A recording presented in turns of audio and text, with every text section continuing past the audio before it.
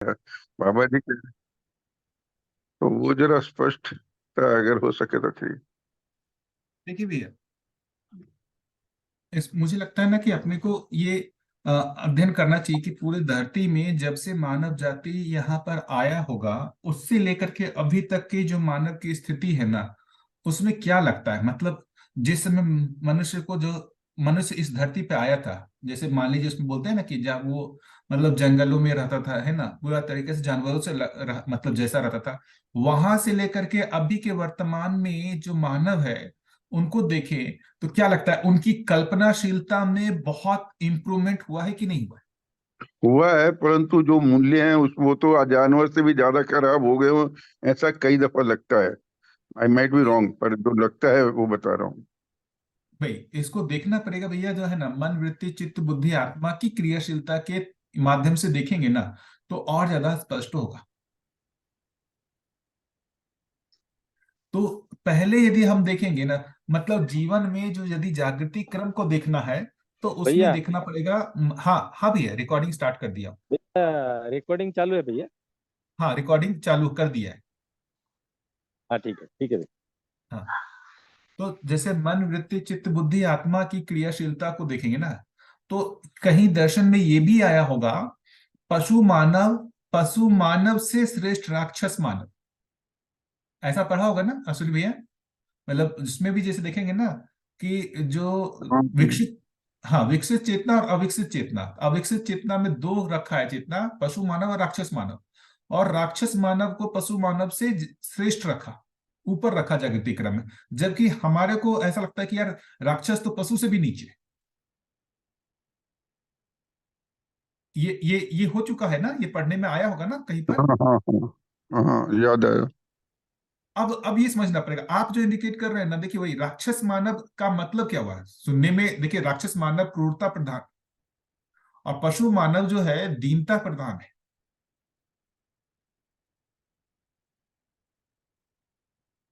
इसको समझना पड़ेगा।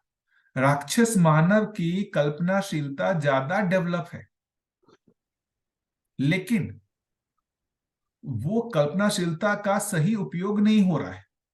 तो जीवन में जो क्रियाशीलता है मन वृत्ति चित्त बुद्धि आत्मा की, उस अर्थ में देखेंगे तो राक्षस मानव का चित्त वृत्ति ज्यादा डेवलप है पशु मानव की अपेक्षा में।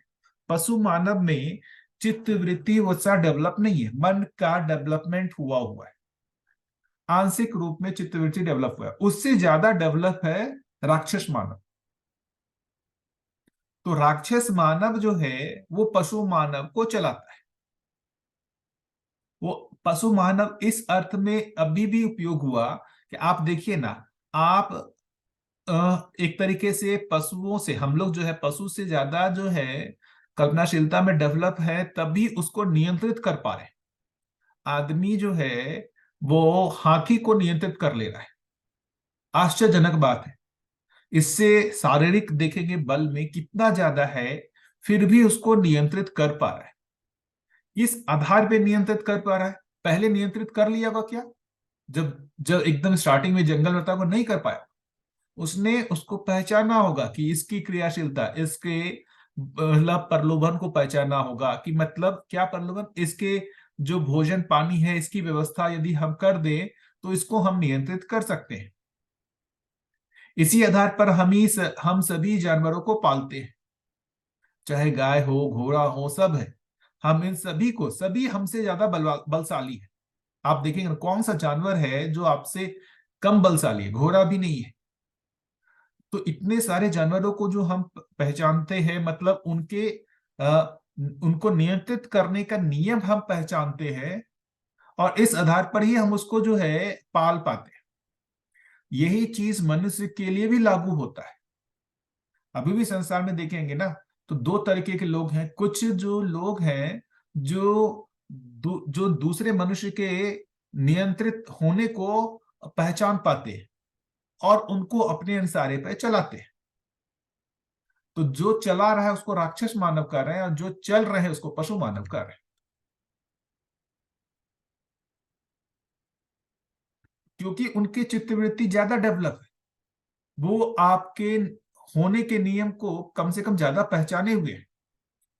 वो पूरे अस्तित्व का अध्ययन कर लिए हैं, ऐसा नहीं है।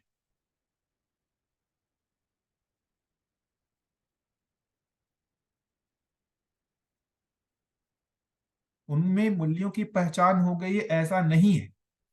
फिर भी उनको क्यों हम आगे मान रहे हैं? इसलिए मान रहे हैं कि उनकी चित्तवृत्ति क्रियाशीलता तो डेवलप हुई।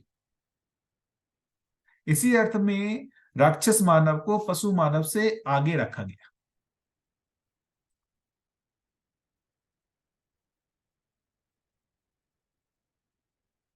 पहले की जब बात करेंगे ना, मतलब हिस्टोरिकली जाएंगे, तो इसमें आप देखेंगे कुछ एक लोग थे, परंपरा की बात नहीं करें, कि कुछ एक लोग रहे होंगे जो बहुत जागृति क्रम में आगे रहे होंगे, बहुत आगे रहे होंगे जागृति क्रम में, है ना। लेकिन सामान्य जो मानव को देखेंगे, मतलब बाकी लोगों को देखेंगे, वो जागृति क्रम में पीछे थे, उनका चित्तवृत्ति उतना डेवलप नहीं था। तो वो जो डेवलप्ड मानव थे उनके संरक्षण में थे, वो जैसा बोलते थे वैसा ही वो करते थे। उनका अपना जो विवेक जो है वो इस्तेमाल नहीं करते थे। तो जैसा किसी गुरु जी ने कह दिया या किसी महापुरुष ने कह दिया, उसको सही मानकर बाकी लोग करते थे। बहुत उस पे क्वेश्चन मार्क करना, सोचना विचारना, ऐसा नहीं होता। कुछ एक लोग, बहुत कम ही लोग थे जो उस तरह के ज्ञान और विद्वता की बात करते थे। आज ऐसा नहीं है। आज अभी देखेंगे, क्या हम किसी को इजिली कन्विंस कर सकते हैं, है ना, किसी को इजिली मान्यताओं में डाल सकते हैं? नहीं है। हर आदमी जो है वो देखेंगे कि वो अपने विवेक का इस्तेमाल करता है। तो जो बेसिकली आस्था विधि थी पहले, वो अब नहीं रही। उसका कारण है कि चित्त वृत्ति का डेवलपमेंट हुआ। चित्त वृत्ति के डेवलपमेंट होने के कारण जो है वो आस्था जो है वो अब काम नहीं करता। हर चीज में वो किंतु परंतु लगाते ही है, वो अपना विवेक लगाते ही है।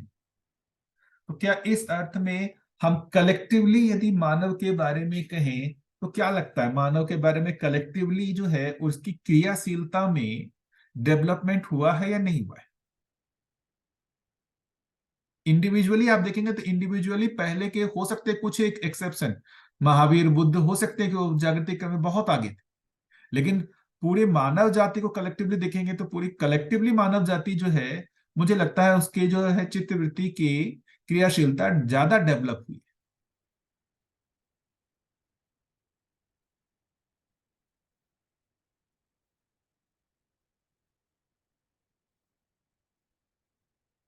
रहस्यता को अब लोग नकारने लगे, पहले रहस्यता को बहुत स्वीकार किए हुए थे। अब सब चीज ज्यादातर लोग जो है तर्क की कसौटी पर ही उसको जांचते हैं। यदि यदि नहीं होता है तो उसको नहीं स्वीकारते हैं। इसलिए देखिए ना, अभी भी देखेंगे तो धीरे धीरे जो गुरुओं के जो भी थे, है ना, या जो भी मतलब मान लेते हैं कि पुस्तकों में लिखा गया है या इस तरीके की चीजें हैं, उसको लेकर के सही मानने का जो एक परंपरा है वो कम होते जा रहा है। वो अपने हिसाब से उसमें जो भी है अपना विवेक लगाते ही है। अभी भी दर्शन में बाबा जी बोल रहे हैं इसलिए अपन इसको सिर्फ सही मान रहे हैं, ऐसा नहीं। हम अपना जो है विवेक लगा ही रहे। एक है आस्था, लेकिन हम उसमें विवेक लगा ही रहे कि इन्होंने लिख दिया तो उसको सिर्फ सत्य मानना है, ऐसा नहीं। हम अपना विवेक तो लगा ही रहे। पहले ऐसा नहीं था। पहले प्रवचन स्टाइल ज्यादा था।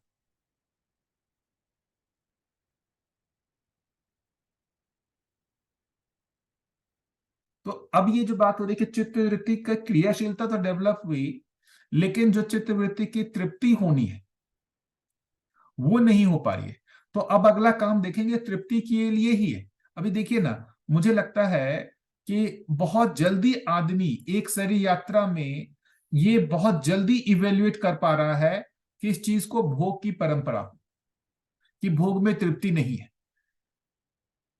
बहुत जल्दी देखिए ना, आप हम सब लोग जो भी हैं या और भी जो लोग हैं, वो भोग करके बहुत जल्दी जो है इस चीज को एनालिसिस कर पाते हैं, यार इसकी निरंतरता तो नहीं हो रही, कुछ और विकल्प तो चाहिए। बहुत फास्ट हो गया है भोगने का। बहुत मतलब देखेंगे कार्यक्रम शुरू हुआ है, तो भोगने का जो मूल्यांकन होना है वो भी बहुत ज्यादा हुआ है। बहुत जल्दी जो है लोग निष्कर्ष निकाल पा रहे हैं कि इसकी तृप्ति नहीं है। आप हम सब लोग उसी क्रम में ही तो जुड़े हैं, नहीं लगता है? अभी अभी हम लोग क्या माने कि मतलब एक आदमी बिल्कुल क्या एकदम पशुवत जो है उसके सोचने की मतलब वो एनालिसिस नहीं कर पा रहा है कि उसकी तृप्ति क्या है नहीं है, या वो जल्दी कर पा रहा है, पहले से उसका ज्यादा डेवलप हुआ है? क्या लगता है?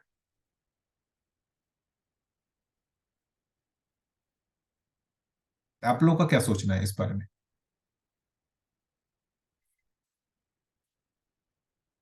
सुनी भैया?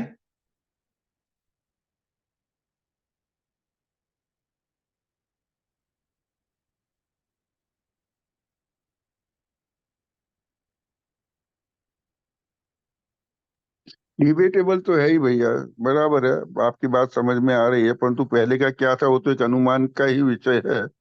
ऐसे आपने जो तर्क दिया है वो भी ठीक है, पर पहले यानी कि वो भी तर्क ही रहेगा, पर पहले के जमाने में जो यानी बीच के जमाने में जो ये जातिवाद ये उसके बाद से बहुत खराब हुआ, वो भी देखा। वो सब राक्षस मानव की प्रकृति रही होगी। आज वो चीजें इतनी नहीं है।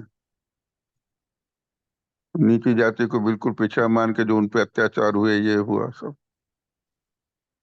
बिल्कुल। हाँ, तो यानी कि डिबेटेबल तो है, यानी कि अब पता नहीं है तो ठीक है, पर अब बाबा जी ने कहा है तो यानी कि इस पर यानी कि और ये इतना मुझे तो अपनी जागृति के वास्ते ये सब चीजें यानी कि दूसरी श्रेणी में आती, पहली श्रेणी में तो हमें जो करना है यानी कि तुलन पर ही दृष्टि जाती है, और वहां पे सजग सजग सजग रहने की और अपने संस्कार और मान्यताओं को ठीक करते चले बस। बिल्कुल। देखिए ना, मतलब ये धरती भी मुझे लगता है ना, देखिए ना, एक अपने जागृति क्रम में ही है, और यहाँ पर वो प्रयास चल ही रहा है कि यहाँ पर जागृत मानव परंपरा कैसे बने। इसमें बाबा जी ने भी किया है और पूरे परंपरा ने किया है। सारे जो भी देखेंगे जो प्रयास हुए, यदि वो प्रयास नहीं हुए होते तो उसमें अभी जो प्रयास हो रहा है वो भी जो है ऐसा रिजल्ट नहीं ला सकता था। तो ऐसे जो बुद्ध महावीर और जो भी हुए, जितने भी हुए, उन सभी लोगों के प्रयास से जो है ना, यहाँ पर उसके लिए एक मतलब एक तरीके से कहें कि रास्ता बना हुआ है। वो प्रयास हुआ है, उस सब का ही रोल है। तो सभी परंपरा ने जो है वो जागृत मानव परंपरा को यहाँ पर स्थापित करने का काम किया ही।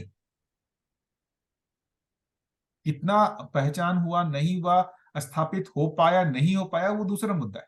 अभी ये जो क्या कहते हैं मध्यस्थ दर्शन है, इसकी भी परंपरा बन गई है। और जो भी इस जागृति क्रम से जो धरती ये जागृत मानव परंपरा यहाँ बन गई है, ये कहाँ हुआ है? ये तो भविष्य में पता चलेगा कि इससे मानवीय परंपरा बनी या नहीं बनी। तो जैसे पहले प्रयास हुए वैसे उसमें भी अभी ये प्रयास में ही है।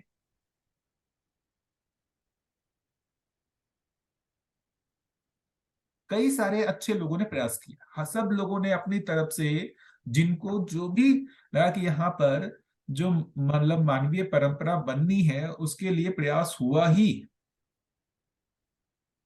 नहीं हुआ होता तो आज के दिन मनुष्य की ऐसी स्थिति नहीं होती।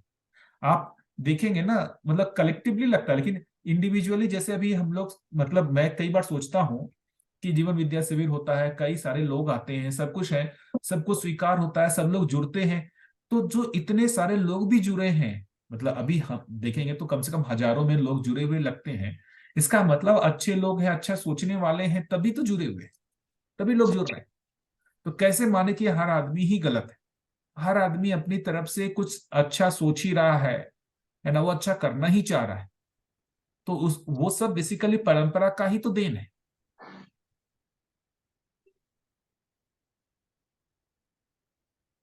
आप हम भी देखिए ना, हम जिस परिवार में जन्म लिया, आप हम लोगों को क्या ठीक है थोड़ा बहुत धन के प्रति जो आकर्षण करने का, लेकिन अमानवीय मूल्यों को तो नहीं दिखाया गया कि किसी को मारो पीटो क्रूरता करो, है ना।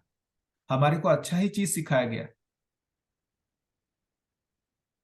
कि अच्छा करना है ना, लोगों के साथ अच्छा व्यवहार करना है। कभी ऐसा तो नहीं सिखाया गया कि दूसरे को छीन लेना है, दूसरे के साथ क्रूरता करना है, दूसरे को पीटना है। आप हम सभी लोग देखिए ना, हमारे को जो परिवारों में सिखाया हाँ गया और हम जो सिखा रहे हैं वो अच्छा ही सिखा रहे हैं। ये वो टिंकू दे के गया वो फैक्ट्री की तरफ से, देख लो।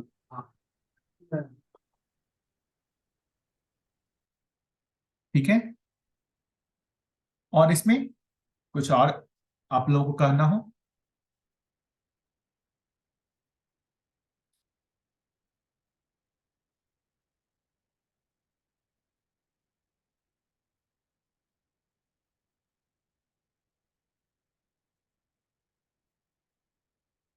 अभी भी देखेंगे ना तो मतलब एक ही चीज की जो एक मतलब चिंता लगती है, या जो मैंने देखा बाबा जी का भी था एक कंसर्न, कि ये जो मानव मतलब अभी एक्सपेरिमेंटल फेज में है इस धरती पे, इस जागृति क्रम में, उसमें जो एक दिक्कत हो गया है कि उसने जो प्रकृति का इतना शोषण कर लिया है, कहीं धरती का ही बैलेंस ना बिगड़ जाए। तो मानवीय परंपरा बनने से पहले जो है वो धरती ही जो है वो मानव के रहने योग्य ना हो, ऐसी स्थिति ना आ जाए। मतलब संकट इतना ही है। यदि ये धरती बच गई तो मुझे लगता है कि मानवीय परंपरा भी बन जाएगा। मुझे मुझे पर्सनल देखेंगे तो उस पर शंका नहीं होती है। शंका यहाँ होती है कि मानव के बचने से पहले धरती ही इतनी बिगड़ गई कि अब मानव जाति वहां रह ही नहीं सकता। मतलब हवा पानी इतना दूषित हो गया, टेम्परेचर इतना बढ़ गया कि मानव जो है अब इस धरती पर रह ही नहीं पा रहा है। इतने का ही संकट जो है अभी अभी जो है मुझे लगता है मंडरा रहा है। इसलिए मैंने देखा कि बाबा जी काफी इसके लिए भी, वैकल्पिक ऊर्जा के लिए भी काफी जो है वो लोगों को बोलते थे। और आप पुस्तक में भी देखेंगे, काफी काफी जगह मिला होगा कि वैकल्पिक ऊर्जा के बारे में सोचने की जरूरत है। उसका एकमात्र कारण यही था कि इस धरती बच जाए, क्योंकि जो वो गड़बड़ा रही है उसमें ऊर्जा ही है। हमारा जो ऊर्जा का जो कंजम्पशन है उसके लिए ही धरती का शोषण हो रहा है। और खासकर जो ये कोयला पेट्रोल डीजल है ना, ये पेट्रोलियम पदार्थ जो है और कोयला जो है, इससे ही सबसे ज्यादा प्रॉब्लम है।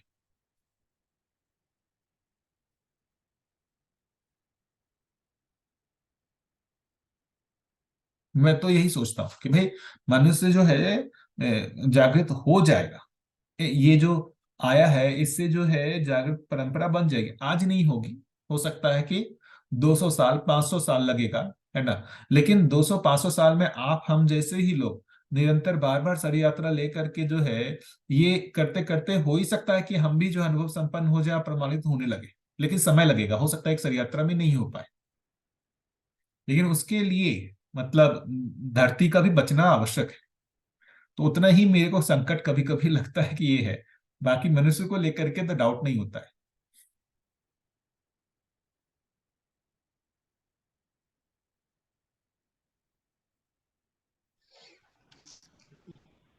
ठीक बात है भैया।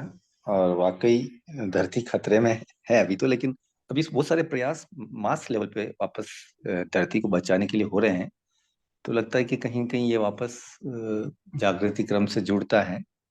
और जैसा आप कह रहे हैं कि अगर धरती रही तो ये व्यवस्था भी बनेगी। तो हाँ, समय तो लगेगा इसमें। बिल्कुल ठीक बात है। देखिए ना, जो अभी भोग के लिए जो भी उपलब्ध हो पाए, जो मतलब भौतिक सुख सुविधाएं हैं, वो कितना साल पुराना है। मुश्किल से अपने देश में कहेंगे, मुझे तो लगता है अपने देश में भौतिक सुख सुविधाओं का जो इतना जो एक बाढ़ जैसा आ गया है वो ज्यादा नहीं 30 40 सालों का होगा। जो इतनी प्रचुर मात्रा में सब जगह सब लोगों को आ गया, एसी कार, है ना, अच्छे घर। ये 30 40 साल, 30 साल से ज्यादा पुराना नहीं है। तो ये जो भोग का परंपरा बहुत पुराना नहीं है, वो बहुत लेटेस्ट है। तो इसका मूल्यांकन होने में भी थोड़ा समय लगेगा। ठीक बात है। ठीक बात है। और ज़्यादा पुराना नहीं है वाकई। और जैसे जैसे ये ग्लोबलाइजेशन, इंटरनेट, ये सब मैक्सिमम 30 साल में ही आया है। और उसके बाद से ही ये सब जो यूरोपियन कल्चर और इन सब की जो एक एक्सपोजर मिला है, तो उस तरफ जो एक आकर्षण बहुत बड़े वर्ग का हुआ है, तो वो बिल्कुल उसी से जुड़ा हुआ है कि भोग की तरफ जो प्रवृत्ति बढ़ी है तो फिर लाभ की तरफ भी बढ़ी है। और ये 30-40 साल की ही मतलब है। बाकी 30-40 साल पहले का जैसे मैं भी देखता हूँ तो बड़ी सिंपल सी लाइफ थी, बहुत ज्यादा इतनी सारी भोग और इन सब के पीछे इतनी जबरदस्त प्रवृत्तियां नहीं थी, और लोग बड़े अच्छे से रह पा रहे थे। चाहे अवस्था वो भी भ्रमित ही थी, लेकिन फिर भी भ्रमित अवस्था में भी बहुत सारे नियमों का पालन हो रहा था और लोग खुश भी थे। संबंध में एक संबंध का भाव भी काफी कुछ था, जो कि अब तो मतलब बिल्कुल क्लोजेस्ट जो फैमिली मेंबर्स हैं उनमें भी ठीक से दिखाई नहीं देता। हम देखिए मतलब खुश थे या नहीं थे ये सब तो थोड़ा सा सोचने का विषय है। यदि खुश होते तो जो अभी दुखी, जैसे अब यदि अभी मानते हैं कि अभी खुश नहीं है अभी दुखी हुए, तो कोई भी आदमी दुखी होने के लिए जो है आगे नहीं बढ़ रहा है। हर आदमी खुशी के लिए ही आगे बढ़ रहा है। तो जो भी चीजें हुई खुश की तलाशी में ही हुई। हर आदमी खुशी के तलाश में, ये जो परंपरा भी बदल रही है तो वो भी खुशी की अपेक्षा में ही बदल रही है। तो वो उस चीज का मूल्यांकित कर पाना कि ऐसा अपन को अनुमान लगता है कि भाई पहले के लोग ज्यादा खुश थे ये ऐसा था, मेरे को नहीं लगता है कि पहले के लोग ज्यादा खुश थे। या यदि खुश थे तो क्यों अभी जो है मतलब दुखी हो जाएंगे। जैसे अभी हम जिस स्थिति में खुश है तो हम इस स्थिति ऐसी स्थिति में क्यों जाएंगे कि जहां पर हम दुखी हो जाए। यह भौतिकवाद का प्रभाव भी एकदम से बड़ा है। हाँ, खुशी तो नहीं कह सकते हैं उसको, लेकिन नियमों के प्रति एक निष्ठा थी, तो उसी वजह से भी एक शांति और क्लेश का वातावरण कम था, यूं कह सकते हैं। उसको हम रियल हैप्पीनेस नहीं कह सकते हैं, या समझ के साथ जो आई हुई खुशी वो नहीं कह सकते हैं एकदम से। और जो चीजें अभी थोड़ा उस समय एक विरोध करने की, या हो सकता है उसको उस तरह की स्थिति नहीं हो, उस तरह की हिम्मत ही नहीं हो, उस तरह का वातावरण ही नहीं था, तो वो जो चल रहा है उसको मान लिया जाता था। तो थोड़ा समाज की या सामाजिक नियमों की पकड़ ज्यादा थी। मतलब ये कह सकते हैं कि फियर ओरिएंटेड भी हो सकता है थोड़ा सा। मतलब सबसे बड़ा जो उसका एक चीज जो डिस्कशन करने का है, जो अपने देश में जो एक जॉइंट फैमिली का कल्चर था। मैं तो अभी मतलब मैं जितना अपने माता पिता या दादा दादी से सुना हूँ कि आज से एक दो जनरेशन पहले तो जॉइंट फैमिली का ही कल्चर था। ज्यादातर परिवार जॉइंट फैमिली में ही रहते थे। न्यूक्लियर फैमिली बहुत कम था। ये नौकरी का ये सब का बहुत कम प्रचलन था। अभी एक दो जनरेशन में ये जॉइंट फैमिली से न्यूक्लियर फैमिली की तरफ जो है बहुत तेजी से इम्प्रूवमेंट हुआ है। क्या लगता है। बिल्कुल सही, हाँ बिल्कुल देखो सही भैया। ये जो शिफ्टिंग है ना गजब, ये हाँ सबसे बहुत इंपॉर्टेंट पॉइंट की तरफ आपने ध्यान दिलाया। क्योंकि अगर मैं देखता हूँ 40 साल पहले, तो लगभग ये समझ लें कि 90%, मतलब अंदाज से परसेंटेज एक्यूरेट नहीं, लेकिन 90% कंबाइंड फैमिलीज थी, और मुश्किल से 10% भी मैं ज्यादा जोर लगा के बोल रहा हूँ। और अभी एकदम उल्टा भैया, कि अभी कंबाइंड फैमिली 10% से कम हो गई, और न्यूक्लियर फैमिलीज लगभग 90% से ज्यादा रीजन है। क्या है। मतलब जॉइंट फैमिली में लोग जो है व्यक्त नहीं हो रहे थे लेकिन उनको दिक्कत हो रही थी ना। एक तो ये हाँ, चीज है कि जॉइंट फैमिली को मैं जो भी वो सुख था उसकी जगह वो दबाव महसूस कर रहे थे। दूसरा जो एक नौकरी का जो कल्चर आया उसने भी उस जॉइंट फैमिली को जो है मतलब वो डिस्टर्ब किया। जैसे आप पढ़ हाँ, लिए, पढ़ने के बिल्कुल बाद जो आपको अपने पैसे कमाने हैं, पैसे कमाने का स्कोप आपकी फैमिली के साथ रह करके नहीं है। तो आपको नौकरी में जाना पड़ेगा। नौकरी कहाँ है, तो जो बड़े शहरों में दिल्ली मुंबई है ना, बेंगलोर हैदराबाद ऐसी जगह पर ही है। तो आप अपने परिवार के साथ रह ही नहीं सकते। तो बिल्कुल। यदि हर परिवार यदि धन को प्राथमिक मानेगा, जैसे आप ऐसे मैं देखता हूं कि जैसे मेरी वाइफ के हैं या वहां पर जो गांव में है, वहां पर अभी जिन्होंने धन को बहुत प्रधान नहीं माना तो वो उनके बच्चे जो हैं अभी भी वो अपने साथ ही रखे हुए, खेती में ही, खेती गौपालन में ही जो है वो अपने बच्चे को ही मतलब वो, स्वावलंबी बना रहे। तो वो सभी साथ में है।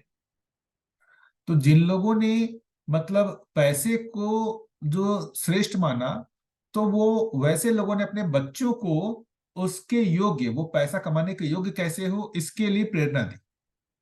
तो वहां से वो परिवार टूटा। तो जो ज्वाइंट फैमिली से हुआ, तो उसमें वहां के माता पिता का भी है कि उन्होंने साथ रहने से ज्यादा पैसे को महत्वपूर्ण बनाया, और पैसे को महत्वपूर्ण बनाने के लिए अपने बच्चे को कैसे ज्यादा से ज्यादा पैसा कमा पाए, उसके लिए ही उसको प्रेरणा दी। अब बहुत माता पिता लोगों का दुख है कि हमारा बच्चा पढ़ लिख करके हमारे साथ नहीं रहता। उसका रीजन है, उसका रीजन है कि आपने ही उसको वो प्रेरणा दी। अब आपने उसको प्रेरणा दी, अब वो प्रेरित हो गया, तो वो उसको ज्यादा से ज्यादा पैसा कमाना है तो वो शहरों में जाएगा, शहरों से भी ज्यादा जो है वो बाहर है, विदेशों में है। तो वो आपको तो बिल्कुल छोड़ करके विदेश में भी जाने वाला है। और यही बहुत सारे माता पिताओं का दुख है कि कभी पलट के देखने नहीं आया, क्योंकि उसने जिस चीज को महत्वपूर्ण माना, उसका बीजारोपण तो हमने ही किया। ये चीज हम भूल जाते हैं। हम क्या है, उसको बीजारोपण करने के बाद अपेक्षा रखते हैं कि वृद्धावस्था में हमारे साथ वो मूल्यों के रूप में जिएगा, और बाद में कहते हैं वो तो सिर्फ पैसा ही कमाने में चला गया। तो हमने दोनों चीज जो बैलेंस करना था कि भाई हमारे को स्वावलंबी भी होना है और साथ साथ मूल्यों का भी निर्वाह करना है, इस दोनों चीजों पे जो है मतलब जो ध्यान दिलाना था या हमारे को उसके लिए प्रेरणा देना था, वो दोनों ही चीजें हमने नहीं की। मतलब दोनों को बैलेंस नहीं किया एक साथ।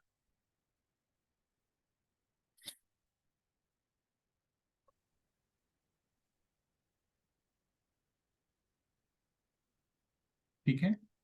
समझ पूरी नहीं बन पा रही है, बनी, इसीलिए भैया जी ये मुझे स्थिति दिखाई दे रही है। बच्चे पढ़ लिख के बाहर गए वो भी, और जो साथ में किसी के रह गए माता पिता के साथ, पढ़ाई पूरी मुझे अच्छी नहीं मार्क्स और आगे बढ़े, लेकिन वो साथ में रहकर भी खुश नहीं है, संबंध में जीना उन्हें लगता है समाज और सबका दबाव कि सब तो आगे निकल गए और हम यही अटके पड़े हैं, हमारी जिंदगी ऐसी ही चल रही है अलग अलग। तो यानी वही बात आ रही है कि समझ की स्पष्टता नहीं बन पा रही है, ना वो खुश है न साथ रहने वाले खुश है कि संबंध में हम जी रहे हैं। बहुत कम यानी इक्का दुक्का ही मिलता है कि जो अपने आप को माता पिता के साथ रह के गौरवान्वित होता है कि नहीं मैं, है वो मुझे जिसको पैसे की अधिक ये नहीं है, वही चीज जो इस मूल्यों को समझ पाता है वही अपने आप को खुशहाली में पाता है। नहीं तो आज जो साथ में रह रहे हैं नहीं पढ़े हैं वो भी दुखी होकर, यानी श्रम वाली फीलिंग्स ही नहीं रही। श्रम करना है, संबंधों में जीना है, ये जो स्थिति शिक्षा से भी नहीं मिल रही, मान्यता और समाज ये सब न्यूक्लियर हो गए, ये सभी वातावरण का एक दबाव सा बन रहा है। पीड़ा तो है खुद सुखी होने की, सही जीने की, लेकिन वो पहुंच नहीं पा रहे हैं, ऐसा दिखाई दे रहा है। बिल्कुल दीदी, मतलब देखिए, मेरे को जो मैं जितना पकड़ पाया हूं कि ये जो सबसे बड़ा जो पूरे धरती पे जो सबसे बड़ा भ्रम है ये है कि मानव जीवन और शरीर के संयुक्त रूप में, बिल्कुल। ये नहीं पता होने के कारण जो है वो सोच विचार भी अलग तरीके से हो रहा है। यदि सिर्फ शरीर माना हम्म। जाए तो शरीर के दृष्टिकोण से ही पूरा चित्रण फैलता है, अपना लक्ष्य बनता है, सब कुछ वैसा ही बनता है।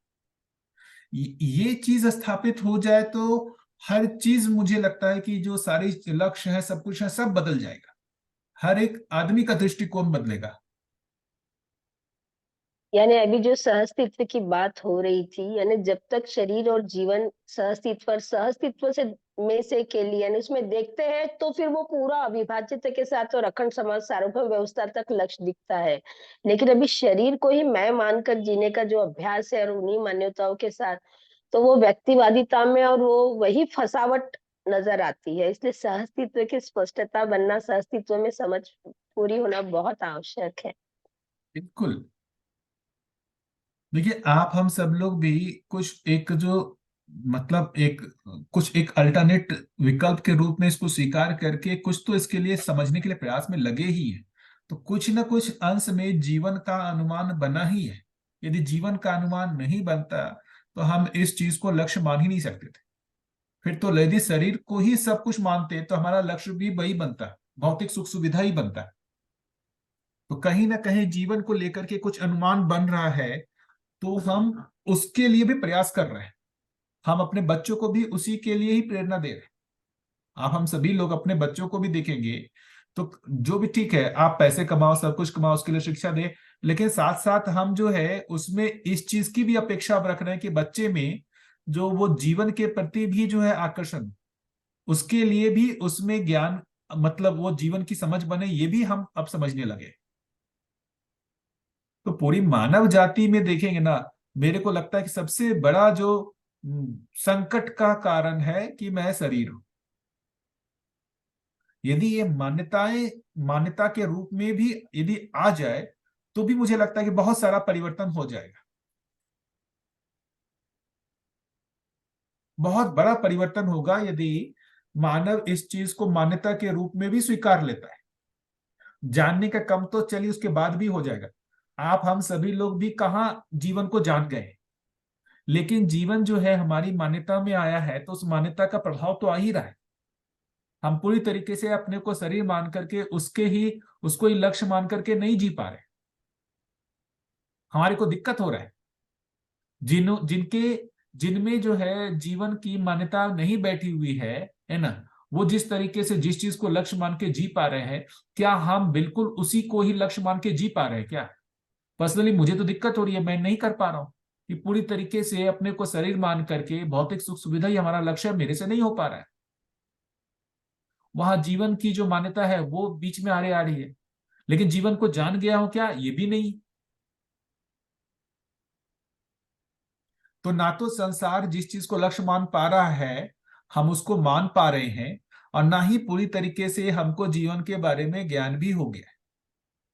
तो हम सभी लोग जो है अभी बीच ट्रांजिशन में ही हैं। तो ऐसे जिनके भी मतलब अनुमान में आएगा कि मतलब मैं जो है जीवन और शरीर के संयुक्त रूप में हूं, उनका भी लक्ष्य बदलेगा।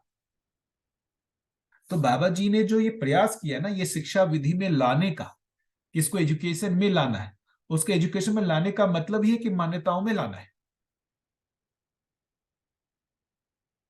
जानने का काम तो उसके बाद होगा। तो मतलब ये सबसे पहले मान्यताएं में आने लगे, मान्यताओं में आने से जो है ना, ये हमारे जो है उस मान्यताओं का प्रभाव हमारे जीने में भी आ जाएगा। आप हम सभी के जीने में आ ही रहा है। ये मान्यताएं सडनली ऐसी नहीं होंगी कि जानने में आ जाएंगी। ये मान्यताएं धीरे धीरे धीरे धीरे प्रगाढ़ होती है। हम जितना पढ़ते हैं सोचते हैं, हमारी ये मान्यता उतनी मजबूत होती जा रही है। पहला दिन हमने जब भी किसी भी माध्यम से हमारे को इस दर्शन का पता चला होगा, परिचय से पहले दूसरे दिन जीवन और शरीर, मैं शरीर की बात हो रही है, सारा कुछ हो रहा है मन वृत्ति चित्त, उस समय हमारा जीवन को लेके जो अनुमान बना, और हम उस समय से लगातार दर्शन को पढ़ रहे हैं, चर्चा कर रहे हैं, वो हमारा जीवन के प्रति अनुमान लगातार बढ़ता ही जा रहा है। और वो अंदर कहीं ना कहीं हम पे दबाव बना ही रहा है। क्या दबाव बना रहा है कि भाई इस जीवन को लक्ष्य मान करके जो जीवन की सुख शांति संतोष आनंद है, उधर की ओर हम क्या कार्य कर रहे हैं, या हम अभी भी पूरी तरीके से शरीर की भौतिक सुख सुविधाएं उसी को ही इकट्ठा करने में लगे हुए। ये दबाव हम सभी लोगों पे काम कर ही रहा है। तो हम सभी लोग जो है मतलब अभी ट्रांजिशन फेज में है। तो ना तो संसार पूरा जो कर पा रहा है ना, पूरी तरीके से भौतिक सुख सुविधा को इकट्ठा करना वो नहीं कर पा रहे, और ना ही जो बेसिकली पूरी तरीके से जीवन को जान करके उस अनुरूप जो जीने वाला है उसको भी अपन नहीं कर पा रहे। तो अपन बीच में है अभी ट्रांजिशन में।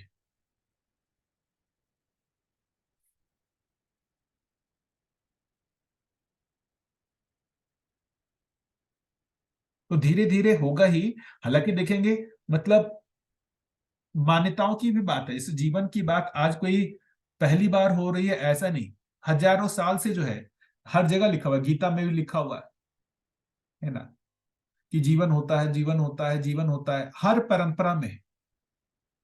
मतलब आप देखेंगे तो जो भी जैसे मान लीजिए मुस्लिम है, वहां पर भी कुछ ना कुछ उसको मानते ही हैं, जो क्रिश्चियन है वो भी मानते हैं।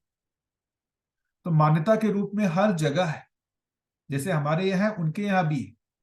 लेकिन पहले क्या है कि किसी ने एक चीज उसको अनुभव किया कि मैं जीवन हूं, और लोगों को बताया, लेकिन लोगों ने पहले उसको मान लिया, बहुत तर्क नहीं किया, तो उस मान करके बहुत संतुलित दिखते थे। आज के दिन जो है, आज के दिन सिर्फ मानना जो है, किसी के बोलने से मानना नहीं होता है, उसके लिए कुछ लॉजिक चाहिए उसको। जैसे मुझे आपको कोई चीज आपकी मान्यता में डालना है कि भाई मतलब आप जीवन और शरीर के सह-अस्तित्व के रूप में हो, तो मुझे उसके लिए तर्क भी डेवलप करना होगा। क्यों तर्क डेवलप करना होगा? क्योंकि अब आपका चित्तवृत्ति भी डेवलप हो चुका है।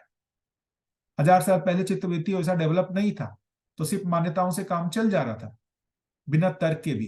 लेकिन अब आपको तर्क डेवलप करना पड़ेगा, जो बाबा जी ने किया। जो हमारा पूरा परिचय शिविर जो है वो यही काम करता है। वो तर्क आपको प्रस्तुत करता है, क्या चीज के लिए? कि मैं जीवन शरीर हूं, ये किसकी आवश्यकता है? मैं की या शरीर की, जीवन की या शरीर की? ऐसे बार बार तर्क से आपको जो है मतलब एक कंफ्यूजन में तो डाल ही देते हैं। सो ना तो आपको जीवन ज्ञान होता है, और लेकिन आप पूरी तरीके से अपने आप को शरीर भी नहीं मान पाते।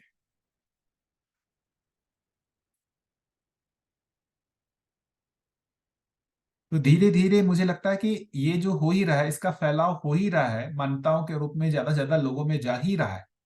तो आज से 100 साल बाद हो सकता है कि हम बहुत सारे लोग जो हैं इसको मान्यता में मान लिए होंगे कि जीवन और शरीर दोनों होता है। तो उस आधार पर जो है, मानने के आधार पर जो समाज में लक्ष्य भी बदल सकता है।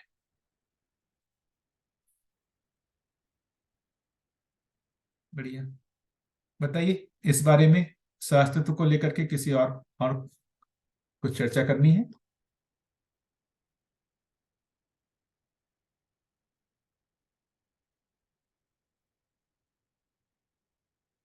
आप लोगों के ग्रुप में क्या हुआ था चर्चा, ये बता पाएंगे क्या? इस 14 नंबर पॉइंट्स में सभी लोगों के ग्रुप में इस चीज को लेकर के क्या चर्चा हुई थी, स्वास्थ्य को लेकर के? जी भैया जी, यानी बस ये पॉइंट पढ़ा तो एक बार मैं से के लिए भैया जी पूछी, तो बात को रखा था मैंने। उसी रात वाले ग्रुप की बात कर रही हूँ। तो वही अस्तित्व के साथ देखते तो किस प्रकार हमको दिखाई देता है, साथ साथ है ना व्यवस्था के साथ। और आज हम जो देखने का दृष्टिकोण व्यक्तिवादिता और इसके साथ देखते तो अस्तित्व पूरा नहीं दिखता है। तो ऐसी नॉर्मल बात हुई थी। सहअस्तित्व में सहअस्तित्व से और सहअस्तित्व के लिए, यानी जो जीना है वो भी इसी में पूरा होता है। उसकी और स्पष्टता के लिए फिर प्रश्न बना था इसको, और क्योंकि यही महत्वपूर्ण है, इसमें स्पष्टता बनती है तो और फिर बाकी वांग्मय में फिर ध्यान बराबर जाता है। बिल्कुल।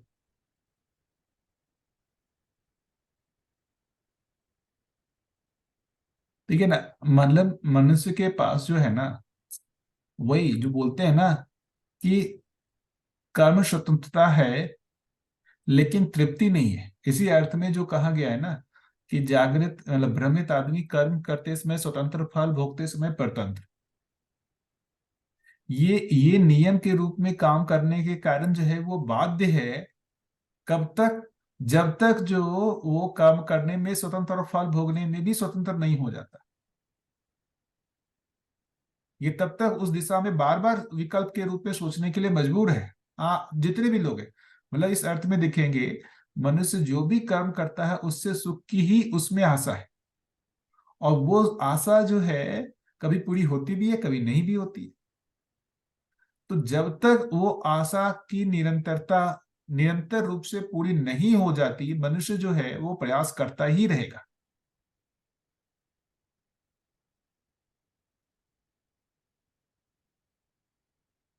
तो ये समझ में आना कि भाई सुख क्या है, तो सुख जो बेसिकली यही कह रहे हैं, ज्ञान ही सुख है। ज्ञान ही सुख होने का मतलब जो अस्तित्व में है उसको मैंने जान लिया। जितना भी अस्तित्व में सब कुछ को मैंने जान लिया, तो सब कुछ को जान लिया बराबर जो हो जाएगा कि मेरी मन, वृत्ति, चित्त, बुद्धि, आत्मा जो है ये सभी क्रियाशील हो गए।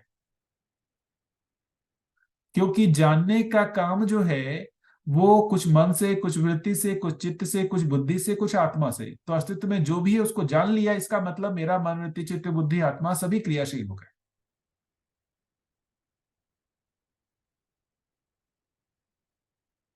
यह संभव है कि हम मन, वृत्ति, चित्त के लेवल से ही हर चीज को जान लेंगे।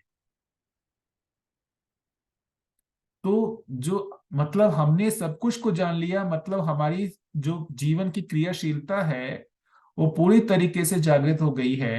तो अब हम हमेशा ही जो है सुख की अवस्था में ही हैं। तो ज्ञान बराबर सुख।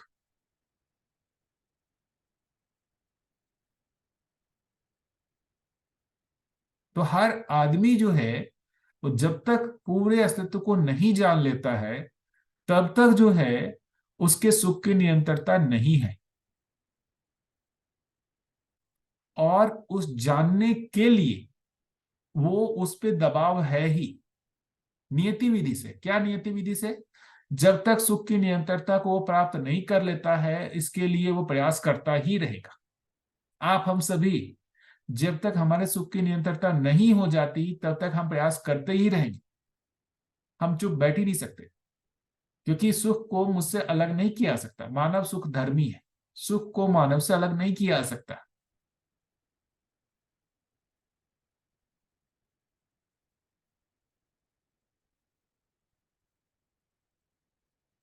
देखिए कितना इंटरेस्टिंग है। मतलब जो भी हो रहा है, जो अश्विनी भैया बोल रहे थे ना, जो भी हो रहा है वो सब नियति विधि से हो रहा है। कुछ भी ऐसा नहीं है जो मतलब नियति विधि के विपरीत है। इस धरती पे भी जो भी प्रयास हुए हैं, ऐसा लगता है कई बार कि पहले मनुष्य ज्यादा डेवलप था, अब कम डेवलप हो गया है, सारा कुछ हो रहा है। तो इसका मतलब ये है कि भाई, या तो फिर कहेंगे नियति विधि जो है वो काम नहीं कर रही है। तो जो हो रहा है वो नियति विधि से ही हो रहा है। नियति विधि का मतलब जो है, जो जागृति क्रम का जो एक क्रम है वो उसी क्रम से ही हो रहा है। अस्तित्व में कोई एक बेसिकली देखेंगे व्यवस्था है ना, कोई एक क्रम है। जागृत होने का भी एक क्रम है। किस विधि से क्रियाशीलता जीवन की डेवलप होगी, किस विधि से जो है सुख की परंपरा बनेगी, वो उसका भी एक नियम है। उसी नियम से ही घटनाएं घट रही है। तो क्या पहले है भाई, सबसे पहला जीवन जो है गठन पूर्ण होने के बाद मन ही क्रियाशील होता है। मन की क्रियाशीलता जो है उसमें चयन आस्वादन, मतलब वो बेसिकली जो है वो चार विषय पांच संवेदनाओं से सुखी होने के लिए प्रयास करेगा। शुरुआत जानवरों से ही दिखती है। फिर वहां से जो है डेवलप होता हुआ जब मानव में आएगा तो उन चार से पांच संवेदनाओं को पूरा करने के लिए चित्तवृत्ति भी डेवलप होगा। तो चित्तवृत्ति का भी यहाँ डेवलपमेंट हो रहा है, लेकिन वो हो किस चीज के लिए रहा है? वो बेसिकली मन की तृप्ति के लिए ही हो रहा है।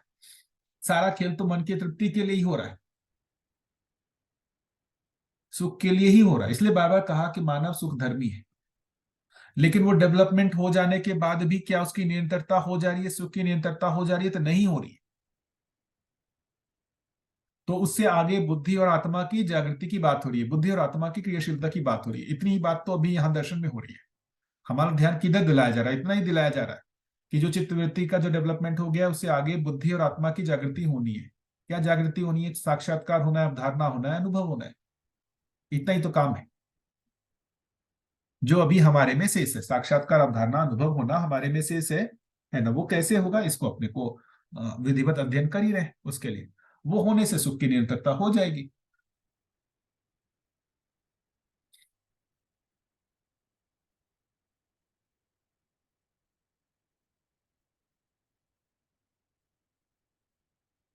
ठीक है,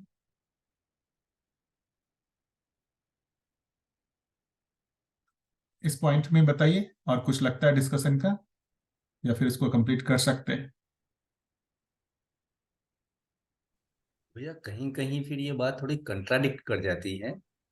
जो हम बोल रहे हैं नियति सहज बोल रहे हैं, तो जैसे गठन पूर्णता भी नियति सहज हुआ है, तो फिर जागृति क्रम जागृति भी नियति सहज ही है। तो फिर हमारे जो एफर्ट्स हैं, हमारे जो प्रयास हैं, उसकी क्या उपयोगिता रह जाती है? हाँ, या ये जो चीज है ना, हमारे पास चॉइस नहीं है कि हम एफर्ट ना करें। एफर्ट करेंगे ही, क्योंकि जब तक हमारे सुख की निरंतरता नहीं हो जाती। और यही तो एफर्ट्स भी सरप्राइजिंग है। एफर्ट्स भी हम देखें तो ये पूरी मानव जाति तो एफर्ट्स में नहीं लगी हुई है। तो जो लोग लगे हैं तो क्या वो नियति सहज ही उनकी जागृति क्रम की अपनी एक यात्रा है, इसलिए लग गए हैं, जिसको हम अपने प्रयास देख रहे हैं, अपने प्रयास की तरह समझ रहे हैं? भैया लगता है कि जिन लोग नहीं लगे हुए हैं या जिन लोग लगे हुए हैं, भैया सभी जागृति क्रम में। हाँ हाँ, वो बात तो ठीक है। सभी सभी जागृति क्रम जागृति में है, क्रम में है। और नियति हर एक सहज चीज। जागृति क्रम में है, नियति सहज हाँ, जागृति क्रम में है। और इसीलिए जो जिस किसी में अगर प्यास भी जग गई है तो वो नियति सहज ही है कि वो इस स्टेट में आके जागृति क्रम की जो भी स्टेट है वहां पे ये प्यास बढ़नी है। वही उसमें जो बहुत बढ़िया लाइन जो मानव व्यवहार दर्शन में है, मैं उसको दिखाता हूँ। इसको लेकर के ना बहुत सुंदर लाइन है। अध्याय 17-18 में।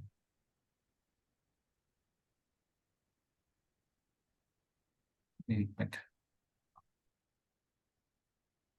ये देखिए, ये वाला लाइन देखिए।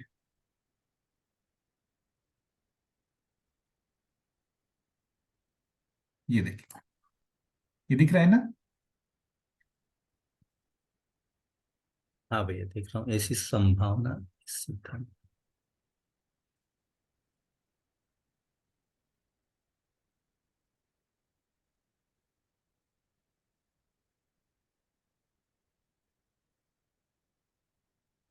जी ये जी भैया। ये जी। महत्वपूर्ण है। ये जो अभी अपन बात कर रहे हैं ना, तो हाँ हाँ। ये हर मानव है। इसमें देखेंगे तो सब क्या एक ही जैसा है? नहीं। कुछ लोगों में इस चीज का मूल्यांकन होने लगा है कि भाई इसकी निरंतरता नहीं है। किस चीज की? जो 4 विषय 5 संवेदनाओं की जो सुख, जो जिससे सुखी होने का प्रयास कर रहे हैं, उसकी निरंतरता नहीं है। तो उसमें से जिन लोगों ने इस चीज को पहचान लिया है ना, वो अब उसके विकल्प के रूप में ढूंढ रहे हैं कि तो फिर किससे है? 4 विषय 5 संवेदनाओं से नहीं है तो किससे है? तो फिर किसी जागृत व्यक्ति के संपर्क में जाने का प्रयास कर रहे हैं। जागृत व्यक्ति के संपर्क का मतलब ये दर्शन, ये जो पठन हम जो कर रहे हैं, ये जो भी कर रहे हैं, ये भी तो किसी जागृत व्यक्ति के ही संपर्क में आने का काम हुआ। हम्म। कुछ लोग हैं जो इस चीज को भी मूल्यांकित नहीं कर पाए कि जो है 4 विषय 5 संवेदनाओं से जो है सुख की निरंतरता नहीं है। तो जो ये जो लाइन लिखा हुआ है, ये नियति विधि से ही है। क्या नियति विधि से? ये जो लिखा हुआ है कि सुख की उपलब्धि के लिए पंचेंद्रियों द्वारा अजस्र प्रयत्न के पश्चात भी उसकी अशून्यता या निरंतरता ना हो पाने के परिणाम स्वरूप, तो जो ये ना हो पाना है, ये नियति विधि ही है। यदि ये हो पाता तो सुख की निरंतरता भी हो जाती, लेकिन नहीं हो पाना बेसिकली वो एक नियम ही है। ये नियम हर हर मनुष्य पे लागू हो रहा है। कोई भी मनुष्य नहीं होगा ऐसा जिसमें ये 5 इंद्रियों के माध्यम से जो सुखी होने का प्रयास है उसकी निरंतरता उसको हो जाएगी। ये नियम हर व्यक्ति में काम कर रहा है। इसलिए वो अभी हो सकता है कि अभी प्रयास करता हुआ दिख रहा है, लेकिन आगे वो भी देखेगा कि भाई इसकी निरंतरता नहीं हो पा रही है। जैसा हमको दिखा वैसा ही उसको भी दिखेगा। इसका मतलब सभी के साथ नियम एक ही है। जागृत होने का नियम एक ही है सभी के साथ, अलग अलग नहीं है। इतना ही है कि हमने उसको देख लिया, उसने नहीं देखा है, वो भी देख लेगा। हम्म। और भैया यहाँ पर एक स्थिति और जो दिखाई देती, मैं अपने अपने अपनी समीक्षा के मेरी अपने बारे में समीक्षा के आधार पर बोल रहा हूँ कि सुख की उपलब्धि के लिए पंचेंद्रियों द्वारा अजस्र प्रयत्न के पश्चात भी उसकी अक्षुण्णता का, सुख की अक्षुण्णता का निरंतरता न हो पाने के परिणाम स्वरूप ही ऐसे सुख की निरंतरता की संभावना की ओर मानव पुनः प्रयत्नशील हो। तो अभी जो स्थिति है उसमें ऐसे सुख जिसमें निरंतरता है उसकी तरफ भी प्रयत्न चल रहा है, लेकिन साथ में पंचेंद्रियों द्वारा मिलने वाले सुख में भी जीना हो रहा है। वही ना, तो अभी बेसिकली हम ट्रांजिशन फेज में है ना। हम जी। शिफ्ट हो गए ऐसा नहीं है। हमने इस चीज को ऑब्जर्व किया कि इसमें निरंतरता नहीं हो पा रही है, इतने ऑब्जर्वेशन से हम उससे मुक्त हो गए ऐसा नहीं है। ये क्या भैया कि जो निरंतरता नहीं है ये मैं पता भी चल गया है, फिर भी वहां पर हम सुख वही वहां वही वहां भी सुख ढूंढ रहे हैं, साथ में निरंतरता वाले सुख के लिए भी प्रयास कर रहे तो वही तो ये पूरी तरीके से मूल्यांकित नहीं हुआ है। इसी को तो प्रारब्ध बोल रहे हैं। इसी को प्रारब्ध बोल रहे हैं। हमको लगता है कि हमने पूर्णतया उसका मूल्यांकन कर लिया है, लेकिन ऐसा हुआ नहीं, पूरा मूल्यांकन नहीं हुआ है।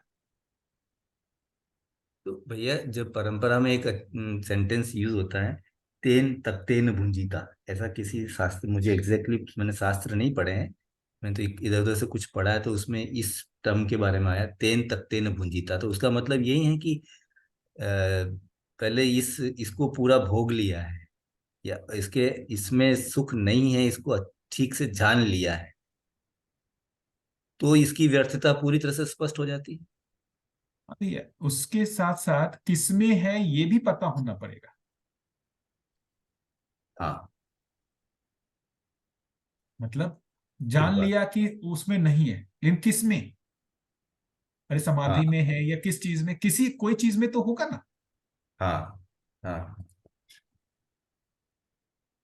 इवन भैया परंपरा में भी देखे, मान लेते जिसको समाधि में ही कहा तो वो समाधि में ही चला गया, उसमें ही उसके सुख की निरंतरता हो गई। तो आप जैसे मान ली कि इसमें नहीं है, लेकिन कहीं और जिसमें है उसमें भी तो लगना पड़ेगा ना, सुख की निरंतरता तो होनी पड़ेगी ना। अभी यहाँ पर वही तो स्मूथ ट्रांजिशन की बात हो रही है। क्या स्मूथ ट्रांजिशन की बात हो रही है? तो जो सुख की निरंतरता कर रहे हैं ना, रुचि मूलक आस्वादन से मूल्य मूलक आस्वादन की ओर शिफ्टिंग की बात हो रही है। हम्म। स्मूथ ट्रांजिशन, फिर लक्ष्य मूलक आस्वादन की निरंतरता की बात हो रही है। तो हमको अभी से ही थोड़ा थोड़ा जो है, जो सुख की निरंतरता है उसका पता चलने लगे। ये तो पता चलता है कि जितना चार विषय पांच पांच संवेदनाएं जितनी क्षण भंगुर है, उससे ज्यादा दीर्घकालीन मूल्य है। मूल्यों में जो सुख की निरंतरता है वो चार विषय पांच संवेदनाओं से ज्यादा दीर्घकालीन है, लंबे समय के लिए है।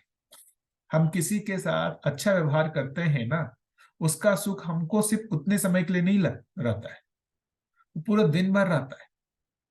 आप देखिए ना, किसी के साथ आपने अच्छा व्यवहार किया, सब कुछ किया, उसकी तृप्ति होती है आपको। आप अच्छा खाना खाए उसकी जो तृप्ति होती है, और जो आप अच्छा व्यवहार किए हैं उसके प्रति जो आप में अच्छा भाव आया है, जो मूल्य हुआ, उसकी तृप्ति लंबी होती है। तो ये जो एक बेसिकली क्या होना है, जिसमें क्षणिक है उस क्षणिक के जगह जो दीर्घकालीन है उसमें शिफ्टिंग की बात हो रही है।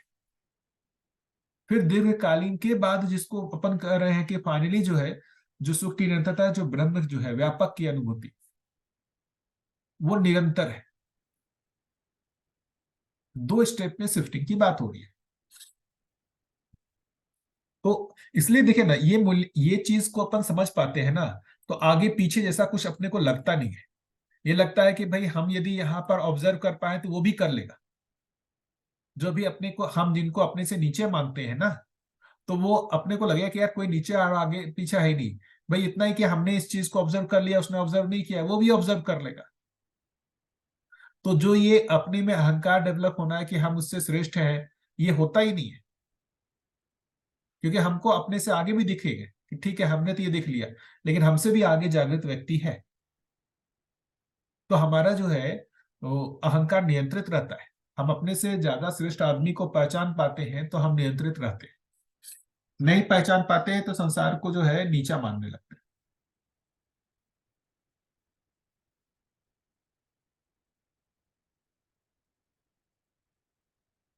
ठीक है भैया।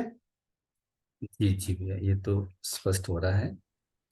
लेकिन भैया जो भी वास्तविकताएं हैं उसको एज इट इज जान लेना, जैसा है वैसा जान लेना, ये बहुत मुश्किल नहीं लगता है? देखिए मुश्किल इसलिए तो कहा जा रहा है, ये एक सर यात्रा का काम नहीं है ना। एक सर यात्रा में नहीं जान पाएंगे। 10 सर यात्रा, 20 सर यात्रा, 50 सर यात्रा, जब भी होगा। अच्छा, ठीक बात। तो भैया इसको अदरवाइज नहीं ले, क्योंकि मैं तो नया हूँ इस चीज से जुड़ा हुआ। तो अभी हम थोड़ी जैसे समीक्षा करें, जो जीवन विद्या से जुड़े हुए लोग हैं, जो अध्ययन में 25 साल से 30 साल से जो लोग लगे हुए हैं, वो उनकी हम जो स्थिति है उसकी अगर समीक्षा होती है, समीक्षा करने का मेरे पास तो कोई वो नहीं, लेकिन आप लोग सब जुड़े हुए हैं, तो एक प्रश्न बनता है कि मुझे जो समझ आता है, जितना मैं समझ पाया हूँ, कि इस अध्ययन के साथ हमारी गति बुद्धि तक तो हो सकती है, लेकिन ये जो अनुभव है ये अध्ययन से घट जाएगा। थोड़ा यहाँ पर मुझे क्वेश्चन बनता है। और इसको अगर मैं जोड़ूं, जैसे जो मैंने पढ़ा है सुना है, बुद्ध की जो विपश्यना विधि थी, और बुद्ध के साथ जो सन्यासी थे, जो जिन्होंने बुद्ध के साथ सन्यास का जीवन बिताया और उस प्रैक्टिस को किया बहुत लंबे समय, तो उसमें काफी लोग ज्ञान को उपलब्ध हुए, ऐसा मेरे नॉल जानने में आया है, सुनने में जानने में आया है। तो एक समीक्षा के रूप में हम ऐसा नहीं कह सकते कि कुछ विधि या कुछ ऐसी मेथड हो सकती है जो हमारे को जागृति की तरफ स्पीड अप कर सकती है, ऐसा हो सकता है? देखिए भैया, जागृति की तरफ स्पीड अप करने के लिए जो मुझे अपना जो एक लगता है, वो तीव्र इच्छा ही है भैया। जिज्ञासा, तीव्र जिज्ञासा ही है, उसका दूसरा कोई नहीं है विकल्प। ये मुझे नहीं पता, मतलब देखिए मैं तो उस समय, मतलब जब बुद्ध थे उस समय मैं था नहीं कि कितने लोगों को नहीं हो नहीं, गया था नहीं हुआ। ये हाँ, थे तो हम मतलब भी जैसे नहीं है मुझे ये लगता है, मैं जितना आपने जो कहा ना सभी लोगों के, तो जो मेरा जो एक अनुमान बनता है, जैसे मैं पर्सनली अपना बोलूं, तो मुझे यदि अनुभव नहीं हो रहा है या ज्ञान नहीं हो रहा है, तो इसका मतलब जो है मेरे में उस चीज के लिए तीव्र प्राथमिकता, जो ये कहना है, जो वो तीव्र जिज्ञासा नहीं बनी है। एकमात्र मुझे, मैं अपनी पर्सनली मानूं तो यही कारण लगता है। मुझे वो जो मेरी प्राथमिकता में आना था वो नहीं हुआ है। हाँ, ये बात तो आपकी बिल्कुल सही भैया। वहां भी अगर इस बात को हम कनेक्ट करें, क्योंकि देखो हर समय में हम रहे हैं ऐसी बात नहीं है, हमने उसके बारे में कहीं पढ़ा है सुना, उसके आधार पर भी हम अनुमान बनाते हैं और उसके आधार पर भी हम निर्णय भी लेते हैं। तो ये जो तीव्र इच्छा वाला पॉइंट, ये समझ में आता है कि जब तीव्र इच्छा बनती है तो फिर आपका टॉप प्रायोरिटी ये बन जाता है, जो कि अभी हमारे बहुत सारी प्रायोरिटीज और भी हैं। तो वहां पे भी मैं देखता हूँ तो लोगों ने उसके लिए पूरा एक पूरा समय उसी में देने का तय किया है। तीव्र इच्छा बनी तभी तय किया, अदरवाइज तो वो पॉसिबल भी नहीं। उस समय भी बहुत लोग रहे होंगे जिन्होंने इस तरफ शिफ्ट नहीं किया। तो ये बात तो आपकी कनेक्ट हो रही है कि अगर तीव्र इच्छा है तो चीजें घटित होती है, फिर आपके प्रयास 100% लग पाते हैं। ये ठीक, आपने इसको शिफ्ट किया, बात को अच्छे से शिफ्ट दिया, ध्यान दिलाया भैया आपने। बाबा जी की ही देखे ना, बाबा जी को ही हुआ तो उसका जितना हम लोगों ने जो है बाबा जी की जीवनी पढ़ी है उसमें देखे ना, मतलब प्राथमिकता स्टार्टिंग से ही दिख रही है उनकी, ज्ञान की प्राथमिकता, जी जी।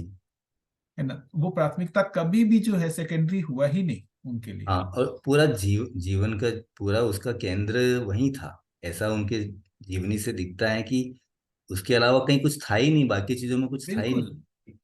और वो होने के बाद प्रमाणित होना, उसको परंपरा में देना, यही उनका देखिए रहा, तो वो कर पाए। जी जी। आप जैसे अभी हमसे नहीं हो पा रहा है, तो इसका कारण क्या है कि भाई हमारी प्राथमिकता नहीं बनी है। हमारी जितनी चीज की प्राथमिकता थी उतना हम कर पाते हैं। अभी हमारे में जैसे जो तीव्र जो कहे कि भाई मैं जीवन हूं, है ना, इसको समझे बिना मेरे से जीना नहीं बनेगा, ऐसा प्राथमिकता बन गया है क्या? ये हम नहीं जब हम पढ़ते हैं, जब ये सोचते हैं ना, उस समय हमारे में आता है नहीं यार जीवन को समझना चाहिए। बाकी समय धूमिल हो जाता है, बाकी समय तो हमारे को ये ध्यान भी नहीं रहता कि मैं जीवन हूं या शरीर हूं। बाकी समय तो जो है शरीर को मान के जीते रहते हैं। फिर पढ़ते हैं, फिर से ध्यान में आता है कि हाँ यार जीवन है, इस जीवन के बारे में सोच रहा है। ये अपनी कल्पनाशीलता से निकले ही नहीं। पूरे समय जीवन जो है, मैं जीवन हूं, है ना, मैं जीवन हूं, मैं जीवन हूं, ये अपने मतलब एक कहे ना चित्रण से निकलता ही नहीं है। मुझे प्रयास नहीं करना पड़ता, बार बार रिकॉल नहीं करना पड़ता, वो हमेशा जीवंत बना हुआ है कि मैं जीवन हूं। ये हुआ प्राथमिकता का मतलब। जब तक मैं इसको नहीं जान लूंगा तब तक मेरे से जो है ना, मुझे वो चैन नहीं है। तो इसको जानना ही जो है मेरी प्रथम प्राथमिकता है। ऐसा है क्या?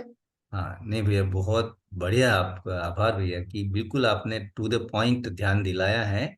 और इसमें अब मैं जैसे देख पाता हूँ, जिससे बाबा जी को अनुभव हुआ है, तो जो हम कहते हैं कि उसके प्रकाश में, यानी कि वो हमारे लिए एक मैप की तरह हो गया, और अब हम उस तरफ हमारा जब 100% लगाएंगे तो ही वो बात बन पाएगी। बिल्कुल भैया।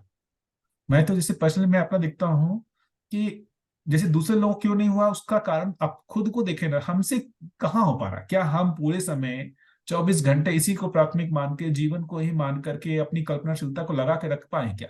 नहीं रख पा रहे। हमसे नहीं हो पा रहा तो दूसरे लोगों से भी नहीं हो पा रहा होगा। जी जी। इतना ही है। बिल्कुल बिल्कुल। अभी ये सेंटर में नहीं है, जीवन हाँ, सेंटर में नहीं है पूरी तरह से, तो भूल भूल जाते हैं। जैसे ही वापस अध्ययन करते हैं या ध्यान में आता है तब तो वापस वो करते हैं, लेकिन बीच बीच में पूरा भूल जाते हैं। एक लंबा सा गैप मिलता है जिसमें हम भूल ही जाते हैं कि हम जीवन है। बिल्कुल। ये बार बार अपने को स्मरण में लाने की जरूरत है, क्योंकि अभी जी हमारा विस्मृत होने का बहुत गहरा, जैसे मैं शरीर हूं, ये इसमें जो विस्मृति होती है हमारी बहुत गहरी, तो बार बार उसको स्मृति में लाने की जरूरत है। बहुत बढ़िया। रेणु दीदी कुछ कहना चाह रही है? हाँ जी जी। भैया। मैं इस संदर्भ में, जैसे कई बार ये बात आ जाती है कि पहले बौद्ध धर्म का बहुत अच्छा रहा, एक पॉइंट तो ये, दूसरा ये कि बौद्ध धर्म या कोई भी दूसरा, और दूसरा पॉइंट ये कि परिवार क्यों टूटे पहले से, पहले तो बहुत सुख था या जो भी कुछ था, परिवार परंपरा अच्छी थी, ये क्यों टूटे। तो इन दोनों के लिए मैं जो सोचती हूँ वो ये है कि कोई ना कोई कमी रही है, कमी इन द सेंस कि वो परंपरा क्यों नहीं बनी। अगर बौद्ध धर्म था या XYZ कोई भी अगर था, तो उसमें परंपरा बनाने पे कितना कितना सटीक उनका सिस्टम था जिससे कि परंपरा बनती। तो वहीं वहां कुछ ना कुछ गैप तो था ही जिससे कि परंपरा नहीं बनी। और यही एक चीज दर्शन की बहुत सटीक है कि एजुकेशन से परंपरा बना रहे हैं, व्यक्ति से नहीं बना रहे। तो शिक्षा से जब जाएगा, और ये माहौल भी अब जैसे कहते हैं ना कि दर्शन अब आया क्योंकि अब इसके लिए परिस्थिति सही बनी, तो क्योंकि ये शिक्षा से जानी थी और शिक्षा अभी बहुत लार्ज स्केल पे सबको अवेलेबल है एज कंपेयर टू 100 साल पहले। तो 100 साल पहले की अगर अपन बात करें तो शिक्षा द्वारा अपन किसी चीज को स्प्रेड नहीं कर सकते थे, लेकिन अब के समय में किसी भी चीज, कोई भी चीज अगर उसको स्प्रेड होनी है तो शिक्षा टेक्नोलॉजी के थ्रू बहुत आराम से और जल्दी से स्प्रेड हो सकती है। तो ये एक रीजन है कि ये दर्शन परंपरा में स्थापित होने के एक तो मेथड है इसके अंदर, दूसरा सिचुएशंस और परिस्थितियां अवेलेबल हैं। और परिवार में या कोई भी दूसरा धर्म संप्रदाय में परंपरा स्थापित करने को शायद वो प्राइमरी फोकस नहीं रहा होगा, जिसकी की वजह से उनमें कुछ अच्छाइयां होने के बावजूद भी वो कंटिन्यू नहीं कर पाया। ये मैं मतलब एक डिफरेंस जो था इन दोनों के बीच में, मैं वो शेयर करना चाहती थी। हाँ दीदी, ये तो बहुत बढ़िया पॉइंट आपने ध्यान दिलाया। वहाँ व्यक्तिगत था। अगर मैं उस मतलब हम लोग समीक्षा करने की स्थिति में नहीं, लेकिन क्योंकि हम अपने अध्ययन में हैं तो अपने अनुमान के अकॉर्डिंग समीक्षा तो करेंगे। तो मुझे लगता है वहाँ व्यक्तिगत जागृति की बात थी, और उसमें परिवार व्यवस्था को इवन नुकसान पहुंचा था। तो शायद इसीलिए वो परंपरा नहीं बन पाया। ऐसा आपकी बात को कनेक्ट मैं कर पा रहा हूँ थोड़ा सा। हाँ, ये भी एक पॉइंट उसमें है कि शिक्षा के थ्रू नहीं जा सकता था, व्यक्ति के थ्रू ही गया और परिवार डिस्टर्ब हुए। हाँ, क्योंकि दीक्षा दीक्षा लेनी थी, तो जो मेन व्यक्ति हैं उसने दीक्षा ले ली। पुरुषों ने ही ज्यादा दीक्षा ली थी उस समय, और वही घर में जो घर को चलाने में मुख्य भूमिका भी थी। और उनके दीक्षा लेने से पूरे इवन परिवारों में कई सारी समस्याएं आई हुई होगी। जब मेन मेंबर अगर उसका दीक्षा ले लेता है, तो वो शायद इसी वजह से वो फिर परंपरा में नहीं आ पाया। और दूसरा, जो शिक्षा संस्कार, शिक्षा का जो अभी फैलाव है उतना कभी रहा नहीं। आज बहुत गरीब से गरीब लोग भी अपने बच्चे को स्कूल तो भेज ही रहे हैं। तो ये अब शिक्षा में आने से एक मास लेवल पर बहुत बड़े स्तर पर, व्यवस्था के स्तर पर काम हो सकता है, ऐसा तो दिखाई दे रहा है। बिल्कुल भैया। देखिए, एक महत्वपूर्ण बात जो मुझे भी लगती है ना, कि पहले स्वांतः सुख की बात रही ज्यादा, है ना, सर्व सुख, मानवीय परंपरा, इसकी अवधारणा नहीं रही कि मानवीय परंपरा कह रहे हैं तो क्या होगा, मतलब मानवीय परंपरा कहने का मतलब क्या होगा, जागृत मानव परंपरा इस धरती पे बने रहने का क्या मतलब होगा। जागृत मानव परंपरा होगा, है ना, तो उसमें मतलब क्या, परिवार परंपरा रहेगा या सन्यास परंपरा रहेगा। सन्यास परंपरा की निरंतरता जो है वो धरती पे हो नहीं सकती। हर आदमी यदि सन्यासी हो जाए तो उस धरती पे मानव की परंपरा ही नहीं हो सकती। तो वो इस चीज को पहचान पाना कि भाई किस विधि से यहाँ पर जागृत मानव परंपरा हो सकती है। इस चीज को भी मतलब देखिए, कुछ उन्होंने पहचाना, संपूर्णता को नहीं पहचाना, या जो भी है अपन अभी कह पा रहे हैं उसकी निरंतरता नहीं हो पाई, है ना। अभी आज के दिन इसलिए तो इसको विकल्प कहा जा रहा है। मतलब इस दर्शन को विकल्प कहने का मतलब ही वही है कि वो उन सारे चीजों का विकल्प है ये, और उससे जो एक मानव की जो मतलब 4% अपेक्षा है या आकांक्षा है, वो लगता है कि पूरा हो जाएगा। अभी हुआ नहीं है, लेकिन इसमें जो है ये संपूर्णता दिखता है कि इस आधार पर मेरी खुद की जो बेसिकली चाहना है वो भी पूरी होती हुई दिखती है, सर्व शुभ का भी दिखता है, परंपरा के अर्थ में भी दिखता है, हर चीज दिखता है। इसलिए तो हम इसको स्वीकार करके जो है मतलब आगे बढ़ रहे हैं। हाँ भैया, थोड़ी देर पहले जो आपने कहा था वो बात मैं अच्छे से कनेक्ट कर पा रहा हूँ कि जो भी परंपरा में जो हुआ है, दे आर स्टेपिंग स्टोन्स। वो काम हुआ है तभी आप जागृति क्रम में आज ये काम हो पा रहा है, क्योंकि इस काम के होने के लिए पहले उनकी अपनी एक उपयोगिता है। ऐसा मैं भी, आपने थोड़ी देर पहले एग्जैक्टली ऐसे नहीं बोला, लेकिन उस बात को मैं इस तरह से कनेक्ट कर पा रहा हूँ। है ना, बिल्कुल भैया। कि भैया हम जैसे कोई साइंटिस्ट भी किसी चीज की खोज करता है तो 1,000 मेथड्स अपनाता है, तो 999 पहले फेल होते हैं, तब 1,000वें में वो आविष्कार होता है।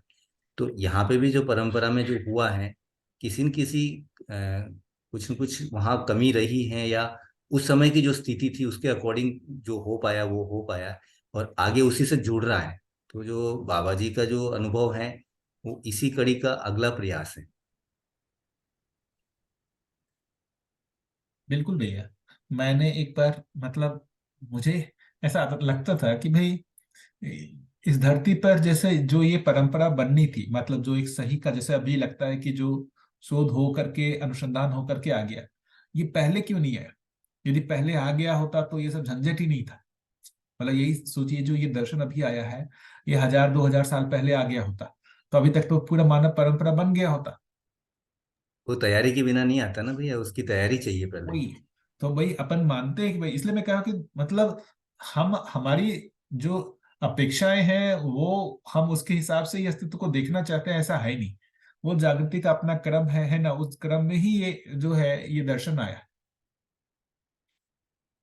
तो पहले जो भी प्रयास हुए उस प्रयास के क्रम में ही जो है, इसलिए बाबा जी भी बोलते हैं कि मैंने ही सब कुछ किया, ऐसा नहीं। पहले से 99 हथौड़ा जो है पड़ा हुआ था, मैंने 100वां हथौड़ा मारा, इतना ही है। यदि वो 99 नहीं होता तो मेरा 100वां का भी कोई रोल नहीं था। सही बात है, बिल्कुल सही बात। है ना। तो दोनों चीज होना आवश्यक है, परंपरा के प्रति कृतज्ञता होना और परंपरा की समीक्षा होना, दोनों आवश्यक है। कई बार क्या होता है, हम समीक्षा करते समय कृतज्ञता नहीं रख पाते, या फिर हम समीक्षा ही नहीं करना चाहते हैं क्योंकि हम परंपरा को हम जो है बहुत वो करके रखना चाहते हैं, आस्थान बना के रखना चाहते हैं। तो दोनों ही चीजें मुझे लगता है कि हम परंपरा के प्रति कृतज्ञ रहते हुए उसकी समीक्षा भी कर पाए, ये आवश्यक है हम सभी लोगों के लिए। तभी हम आगे बढ़ पाएंगे। तो उस परंपरा के प्रति जो भी हमारा है उसके प्रति सम्मान, और साथ साथ जो सही गलत है उसका अपने में जो भी है समीक्षा भी होना आवश्यक है, ताकि हम सही को स्वीकार करके जो गलत है उससे हम मुक्त भी हो पाए। बहुत बढ़िया बात किया, कृतज्ञता पूर्वक समीक्षा, बहुत ही बढ़िया बात। मतलब ये ना हो जाए कि भाई अब क्या है ना, जैसे एक बड़ा चीज मुझे कि बुद्ध जो है उनको कोई ज्ञान नहीं हुआ, इनको कुछ नहीं हुआ, ये कहने की क्या आवश्यकता है? क्या ये आवश्यकता है? आवश्यकता ही नहीं। नहीं, बिल्कुल भी नहीं भैया, बिल्कुल भी नहीं है। उन बुद्ध तो एक पराकाष्ठा है, उसके अलावा भी जो प्रयास हुए भैया, उनको भी हमारे, उनके प्रति भी कृतज्ञता ही होगी। है ना, हर चीज के लिए है। उन्होंने प्रयास किया, उस प्रयास में काफी लोग लगे, उससे परंपरा नहीं बन पाई, तभी तो इसके लिए आवश्यकता है। जी। यदि परंपरा बन गई होती तो इस मध्यस्थ दर्शन की क्या आवश्यकता थी? आवश्यकता ही नहीं थी। और शिक्षा की उपलब्धता भी हर व्यक्ति को पहले नहीं थी। और दूसरा एक ये भी देखे ना, वैसे लोगों के कारण भी आज देखिए ना, बुद्ध कितने साल पहले हुए और आज भी आदमी में उनके प्रति सम्मान बना हुआ है। इसका मतलब ज्ञान को लोग श्रेष्ठ मानते हैं। बिल्कुल। बुद्ध, रामकृष्ण है ना, जो भी हैं, ये रमन महर्षि हुए, ऐसे जितने भी अभी हैं, उन सभी लोगों को लोग जो है मतलब पूजनीय मानते हैं, इसका मतलब ज्ञान को श्रेष्ठ माना गया। तो वो उन्होंने जो भी प्रयास किया उसके कारण एक श्रेष्ठता की पहचान तो बनी ही ना, कि ज्ञान के जिनको भी ज्ञान हुआ उनको श्रेष्ठ माना गया।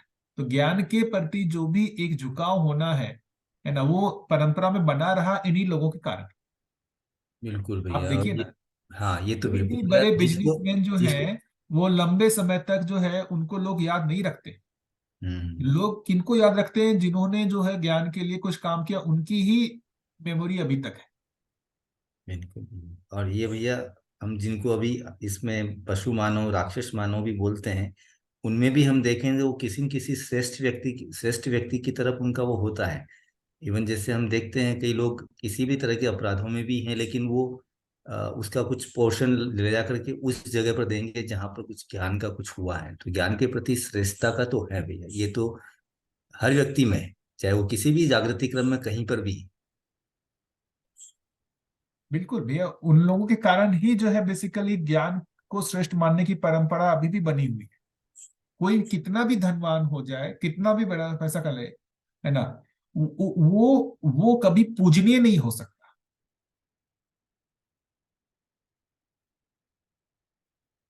वो कभी पूजनीय नहीं हो सकता।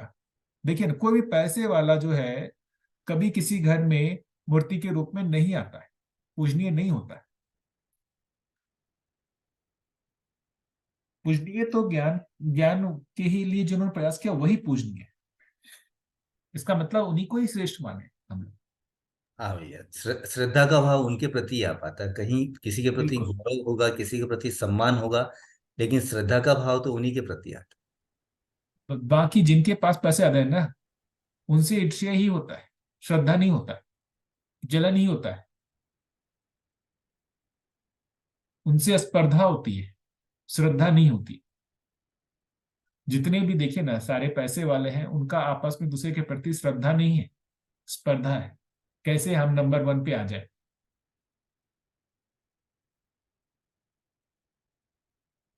यहाँ ज्ञान के में कैसे उनसे स्पर्धा नहीं है, ज्ञान वाले परंपरा में देखिए, यहाँ पर क्या श्रद्धा है कि हम उनके जैसा हो जाए।